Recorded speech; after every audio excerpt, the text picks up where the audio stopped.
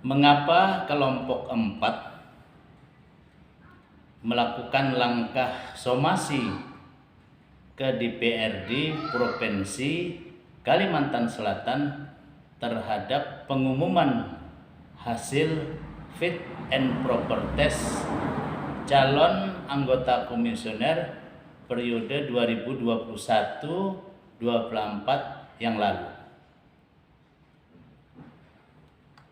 Ini adalah merupakan wujud daripada tanggung jawab kami sebagai warga masyarakat dan sekaligus peserta daripada fit and proper test yang dilindungi oleh Undang-Undang Dasar 1945.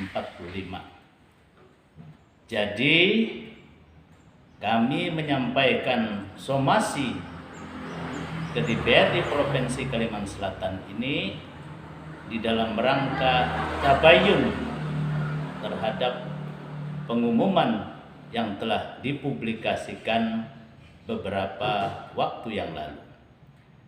Mudah-mudahan dengan proses tabayun melalui somasi ini kita dapat mempertanggungjawabkan secara publik tentang proses seleksi yang telah dilakukan oleh Komisi 1 Dewan Perwakilan Rakyat Daerah Provinsi Kalimantan Selatan.